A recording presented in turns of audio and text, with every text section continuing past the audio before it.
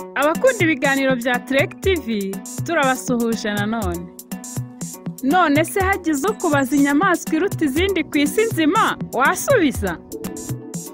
Kubera ko usanzwe ukurikirana ibiganiro byacu, wahise wibuka video ya mbere twakoze kuri barene y'ubururu, akaba ariyo nyamaswa nini muzabayeho n'izikiriho kugeza uyu munsi wa none. Niba kandi utararebye igice cya mbere, ushobora kukijyaho ukakireba cyangwa se ukaza kukireba nyuma, byose biremewe. None se ni iki tugiye kureba muri iki gice cya kabiri?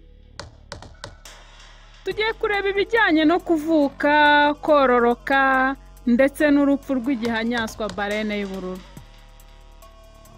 Nta gutinda, barene y'ingore ihaka igihe kigera ku mwaka umwe, ibyara akana kamwe buri myaka 3.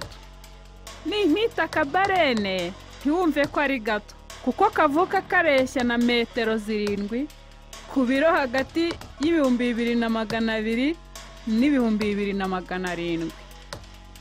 Ubwo rero bisaba ko nyina ikora litiro 200, ni ukuvuga amajerekani 100 y'amata buri munsi kugira ngo ihaze icyo kibebe cyayo. Ibyo bigatuma cyunguka ibiro 113 buri munsi. Kubera ko barene ari inyamabere, iratwita ikabyara.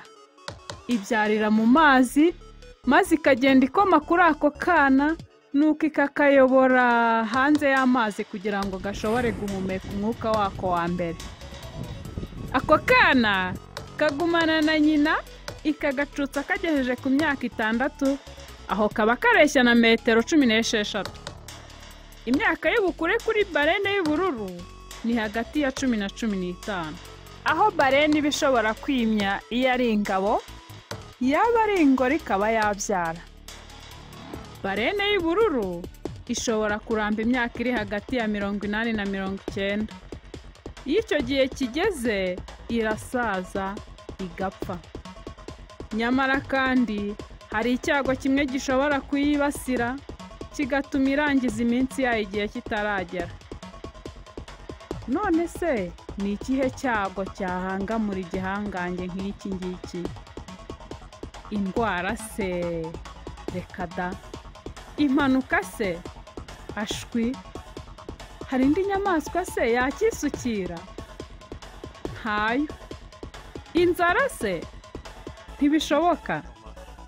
Umwanzi rukumbi wibasira ubuzima bwa barene y'ubururu akabushyiraho iherezo imburagihe n'umuntu.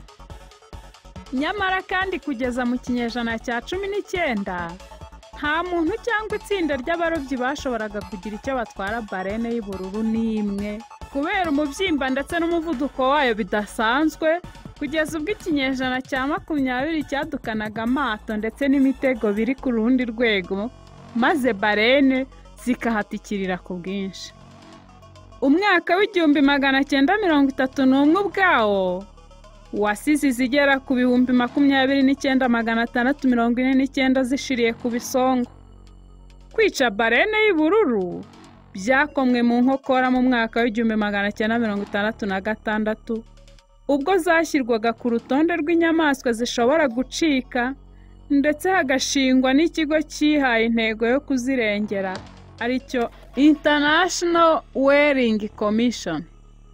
Ibyo byatumye hajyaho amategeko y'uburyo bwo kuzirinda, ku buryo ubu habarurwa iziri hagati y'ibihumbi 5 n'ibihumbi 10 mu nyanja zo mu gice cy'epfo cy'isi, ndetse n'ibihumbi hagati ya 3 na 4 bya barene y'ubururu mu gice cya ruguru.